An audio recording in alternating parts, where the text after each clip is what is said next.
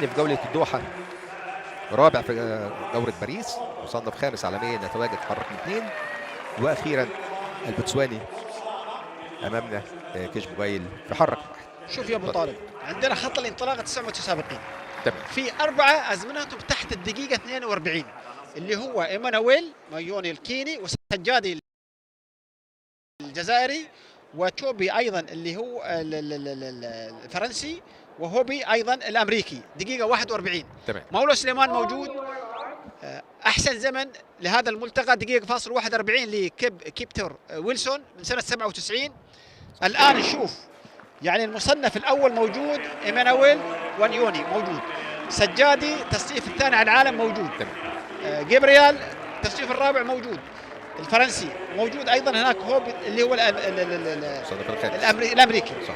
شوف يا ابو طالب الان راح نشوف يعني هل يكون اللفه الاولى تحت ال 50 ثانيه، هل يكون فوق ال 50 ثانيه. اذا تحت ال 50 ثانيه اتوقع راح يكون يعني الرقم او الزمن في الدقيقة 42 وحاجة. تمام. على اعتبار أن يعني شوف الآن في الصف الثاني هو الكيني وانيوني مانويل، وهناك أيضا اللي هو البولندي بايترك اللي هو أنا بالسباق. صح. ولذلك يا أبو طالب سباق 8 متر أتمنى إن شاء الله لسجادي مولى سليماني في هذا السباق، على اعتبار أن هذه ثاني مسابقة بالنسبة لسجادي، على اعتبار شارك في أوسلو في هذا المركز الثالث على ما أعتقد. تمام. الآن نشوف اللفة الأولى يعني في 49.75. هذا يعطي مؤشر بأنه راح يكون الزمن ممتاز جدا. ونيوني هو متفرد في السباق على اعتبار أن الجزائري سجادي في الصف الخامس الرابع الآن يعني في تغيير طفيف، ولكن مولى حسين متأخر جدا في الصف السادس. على اعتبار أن الآن المعطيات بدأت تتغير، ما زال الكيني ونيوني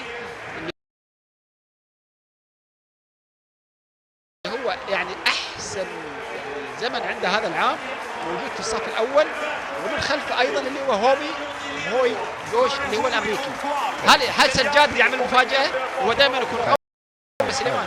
سجادي قوي في اخر يحاول يدخل في الثاني، يدخل في الترتيب الثاني، جمال صفاتي ينجح في الترتيب الثاني. ونيوني يعني مصنف اول ولاعب رائع يفوز بالمركز الاول.